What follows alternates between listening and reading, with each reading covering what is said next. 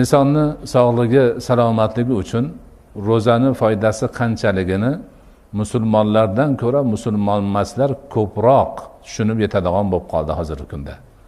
Chunki ular ro'zani bilmaydi, yurib kasal bo'lib qolishadi-da, keyin izlashib unga bunga borib, sen ko'payaveribsan, badaningga buncha narsa to'planibdi, och qolishing kerak deb ular och qolib tuzalyapti. Shundan tushunishyapti. Men ko'p marta gapirganman, haqiqat. Demak bundan bir 20 yil, 30 yil oldin rus olimlari bir ilmiy tekshirish o'tkazishganda shuni natijasini sog'lik, salomatlik uchun och nahor yurish degan bitta kichkina kitobcha qilib chiqarishgan.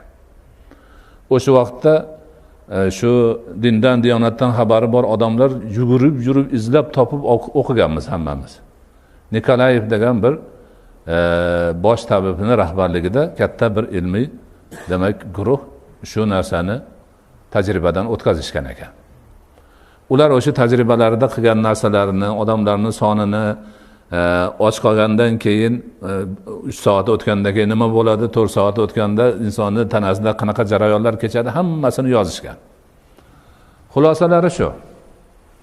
O'sha vaqtda ro'zani yomonlayman deb nihoyatda bo'lmag'ur gaplar aytilar edi. Ro'za tutsa odam inson kasal bo'ladi, tanasi ovqatlanishga o'rganib qolganligi uchun ovqatlanmasa xarob bo'ladi, yuragi ishdan chiqadi, o'pkasi ishdan chiqadi, u bo'ladi, bu bo'ladi deb tinmay gapirilar edi. Odamlarni ushlab olib og'zini ochirishga majburlashadi. Suv ichirib, boshqa qilib ro'za tutmasin deb majburlashadi. Hatto kinoga kirsa ham kinoni qo'yishdan oldin ba'zi joylarda bitta ma'ruzasi chiqib ro'zani zarari to'g'risida qo'shtirnoq ichida ma'ruza qilar edi. Gap to'lib ketgan edi. Shuning uchun ular bo'lsa kerak, haligi olimlar tushuntirish ma'nosida aytayapti. Odam bolasini och qolishi 2 xil bo'ladi. Majburiy och qolish, ixtiyoriy och qolish. Bu 2 xil och qolish xuddi 2 xil pichoqqa o'xshaydi. Bittasi bezori qotilning qo'lidagi pichoq, bittasi ilmlik tabibning qo'lidagi pichoq. Majburiy och qolish xuddi qotilning qo'lidagi pichoq kabi insonning jismiga zarar yetkazadi. Chunki niyati yo'q, och qolish xohishi yo'q, och qolyapti, o'zini urib bu yoqqa cho'qqa yuguryapti, unga och qolish zarar. Lekin ixtiyoriy och qolish xuddi tabibning qo'lidagi pichoqdek. Tabib insonni yorib ichidan zararli joyini kesib olib tashlasa sog'ayib ketgandek, ixtiyoriy och qolish ham insonni tanasidagi zararli narsalarni chiqarib olib, sog'lom bo'lishiga xizmat qiladi, deyishyapti. Tahlillarni keltirib xulosasi qiziq, eng qizig'i xulosa. Xulosa shuki deydi. Hozirgi zamonamizning har bir odami yil bo'yi sog' salomat yuray, kasalliklarga uchramay desa, o'z ixtiyori bilan 28 kundan 32 kungacha ixtiyoriy och qolsin deyapti. O'rtasini olsak 30 kun chiqyapti. Kitob qilib yozib qo'yishgan shuni. Ana shu. Bundan keyin och qoldirib davolashlar juda ko'paydi. Nihoyatda ko'paydi.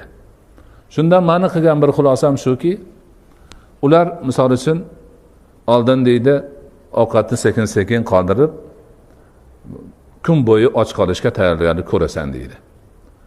O'sha tayyorgarligini ko'rib, kun bo'yi och qolib boshqa qilgandan keyin kunning oxirida unga ba'zi bir sabzavot, karam shunga o'xshagan narsalarni berib, zaytunning yog'idan ichirib, va jigarini ustiga isitadigan narsa qo'yib, jigarni tozalaymiz deydi. Ana u odamlar ro'za tutmagan bo'lsa, umuman o'zini yo'qotib qo'yadi. Haligi holatlarda xushlardan ketib qoladi. Ro'za tutganlar qilsa hech narsa yo'qdi.